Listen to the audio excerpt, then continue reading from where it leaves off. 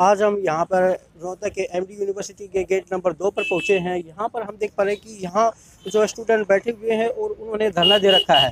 धरना प्रदर्शन है इनका अपने एग्ज़ाम को लेकर। ये किस तरीके से एग्ज़ाम चाहते हैं और किस तरीके से ये धरना लगा हुआ है, हम यहाँ पर जो स्टूडेंट बैठे हुए हैं इनसे बात करना चाहेंगे कि आखिर ये किस तरीके से इस धरने को करना चाह रहे हैं और इनकी क्या क्या यहाँ पर मांगे हैं।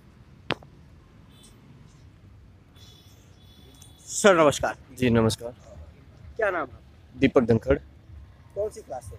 मैं फोरेंसिक लॉ का विद्यार्थी हूँ। जो आप लोगों ने ये धरना दे रखा है, जी, किस चीज़ को लेकर दे रखा है? हमारी मुख्य रूप से 3 मांगे हैं। पिछले 4 दिन से हमारा यहाँ पर दिन रात का अनिश्चितकालीन धरना लगा हुआ है। हमारी पहली प्रमुख मांग है, जिस प्रकार से Delhi university, Chandigarh university, Punjab university, Kurukshetra university, गुरु जम्बेश्वर यूनिवर्सिटी सभी ने ऑनलाइन ऑफलाइन दोनों मोड कोरोना काल देखते हुए विद्यार्थियों की अगर कक्षाएं ऑनलाइन लगी हैं तो परीक्षाएं भी ऑनलाइन होनी चाहिए, दोनों मोड देने चाहिए। लेकिन महर्षि दयानंद विश्वविद्यालय ने केवल ऑफलाइन मोड दिया है। हमारी दूसरी मांग है कि कोरोना काल के चलते ऑनलाइन कक्षाएं विद्यार्थियों की लगी थी, विद्यार्थियों के पास प्रॉपर तरह से संसाधन नहीं थे, उपकरण नहीं थे, नेट की सुविधा नहीं थी, फ़ोन नहीं थे, तो इसी कारण विद्यार्थी कक्षाएं नहीं लगा पाए, उनका सिलेबस अभी तक कंप्लीट नहीं हो पाया है। तो हमारी दूसरी मांग ये है कि विद्यार्थियों को एग्ज़ाम पैटर्न में रिलैक्सेशन दी जाए। जो यूनिवर्सिटी द्वारा अब की बार इनकी गाइडलाइन आई है कि ऑफलाइन एग्ज़ाम होंगे और फुल पैटर्न से एग्ज़ाम होंगे। हमारी तीसरी मुख्य मांग यह है कि 2014 बैच और उससे पहले जितने भी विद्यार्थी हैं, 2000 के बाद के जितने भी विद्यार्थी हैं, सभी की जो डिग्री रुकी हुई है 1-2 जितनी भी उनकी रह रखी है, तो उनको मर्सी चांस दिया जाए और मर्सी चांस की फ़ीस कम की जाए। अभी मर्सी चांस की फ़ीस 10 से 15 हज़ार रुपये इन्होंने कर रखी है। तो कोरोना काल के चलते हुए विद्यार्थियों की इतनी क्षमता नहीं है कि वो इतनी फ़ीस भर सकें। तो हमारी प्रशासन से मांग है कि फ़ीस कम से कम की जाए। अभी अगर ये इस प्रकार से हमें चांस नहीं देंगे और फीस बढ़ाएंगे तो मजबूरन विद्यार्थी, जिस प्रकार से हमने काउंटर लगा रखे हैं सब्जियों के, अगर अभी रोज़गार का हमारे पास फैसिलिटी नहीं होगी, शिक्षा का अधिकार हमसे छीन रहे हैं। यही बात एक हम आप स्टूडेंट लोगों से एक मुख्य बात यही करना चाहते हैं कि आपका मुद्दा है एजुकेशन को लेकर, परीक्षाओं को लेकर, लेकिन ये समझ में नहीं आया कि आपको ये जो फल सब्जियां हैं इनका क्या मतलब है यहाँ? सब्जियों का लगाने का हमारा एक मकसद है, मध्य प्रशासन को संदेश देने का है कि वो यहाँ पर हमारी बातें सुने, हमारी बातें माने।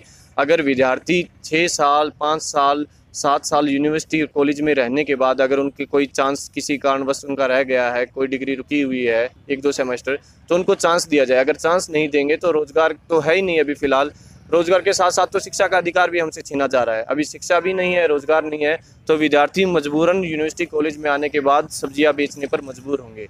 तो हमारा ये अनिश्चितकालीन धरना चला हुआ है और हमने प्रशासन को भी बोल रखा है, जब तक हमारी ये मांगे नहीं मानी जाएंगी, चाहे हमें 10 दिन, 15 दिन, महीना, जितने भी दिन हमें यहाँ बैठना पड़ेगा, हम यहाँ बैठेंगे। बिल्कुल, छात्राओं का ये कहना है कि अगर हमारे ऑनलाइन एग्ज़ाम नहीं हुए तो जो है हमारे धरने इसी तरीके से चलते रहेंगे।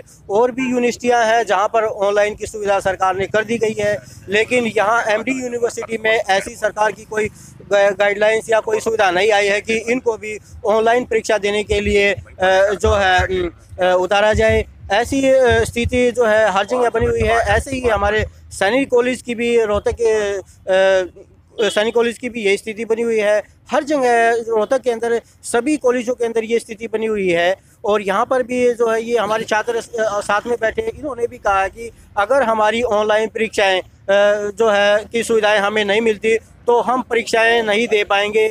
और अगर हमने परीक्षा नहीं दी तो जो हमारे मर्सी के 6 साल होते हैं उसमें हमारी परीक्षा उत्तीर्ण नहीं हुई तो एक दिन हमें भी सड़कों पर इसी तरीके से सब्जियां बेचने के लिए मजबूर होना पड़ेगा। हमारे साथ यहाँ पर भारतीय किसान यूनियन के अम्बावता हरियाणा प्रदेश अध्यक्ष अनिल नंदल भी इनके समर्थन में पहुँचे हैं। उनसे भी हम एक राय जानना चाहेंगे कि वो जो है इनके बारे में क्या राय रखते हैं। जी नमस्कार। नमस्कार भाई। आप यहाँ पर आए हैं छात्रों के समर्थन में, क्या कहेंगे? भाई हमारा तो यो कहना है, यह बीजेपी सरकार रही है RSS वाले इस देश का नाश करके जाएंगे। देखो, बड़े बुजुर्ग कहते आए हैं, जिस देश में जितनी शिक्षा और स्वास्थ्य बढ़ावा में लगा वो देश तरक्की करेगा। और ये लोग शिक्षा और स्वास्थ्य दोनों चीज खत्म करने जा रहे हैं। अब कोई आम आदमी पढ़ गया, पढ़ लिख के इनकी बातें न दबा ले, वापिस कर ले। इनका मेन मकसद ये है कि देश को गुलाम कर दो वापिस से, और तुम भी राज करोगे पूरी उम्र। यानी कि वो अंग्रेज चलेगा, ये अंग्रेज आगे। तो आप यहाँ छात्रों के बीच में आए हैं, ये एजुकेशन का मामला है भाई। ये भी तुम्हारे बालक हैं, नौंदा दामांदोला में दुखी हो रहे, साल तो ऊपर हो लिया भाई। 3 महीने का बॉर्डर के ऊपर बढ़े, आपने पता कल फोन आधा बॉर्डर के ऊपर रात 3 बजे आया हो। ये मैं चूरू जाड़ लग रहा हूँ, महापंचायत है पर, लेकिन मैंने बड़का दौरा मेरा प्रॉपर शहर रोहतक हो रहे है। मार सकता है यूनिवर्सिटी जो मेरे खुद की है, हमारी रोहतक की, इसलिए मैंने बच्चा के सहयोग में आना पड़ा। और कोई सी यूनिवर्सिटी में काम होता था वो वहाँ भी था। तो आप जो है छात्रों का किस तरीके से सहयोग करेंगे, प्रशासन को किस तरीके से इसका जो है मैसेज छोड़ सकते हैं कि भाई प्रशासन भी इनकी परीक्षाओं को ऑनलाइन करवाने के लिए? देखो, अब तो ये थोड़ा बच्चा ने दिखा दिया, पर लेकिन 1 हफ्ते का अल्टीमेटम देते हम। अगर 1 हफ्ते के अंदर प्रशासन ने, सरकार ने ये बात नहीं मानी तो इतना बड़ा आंदोलन रोहतक के अंदर हम खड़ा कर देंगे। सभी छात्र भाई मिल गए, किसान मजदूर भाई मिल गए, अब ये बात प्रशासन, सरकार ने माननी पड़ेगी। बिल्कुल। एक बात हमारे सामने बहुत बड़ी निकल के आई है कि यहाँ पर किसानों का भी सहयोग छात्रों को मिलना शुरू हो गया है, क्योंकि यहाँ पर किसानों के बच्चे यूनिवर्सिटी के अंदर पढ़ते हैं।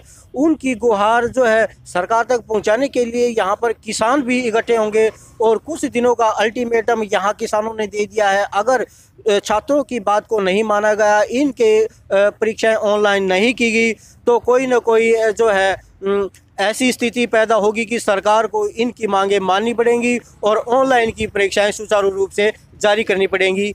नमस्कार।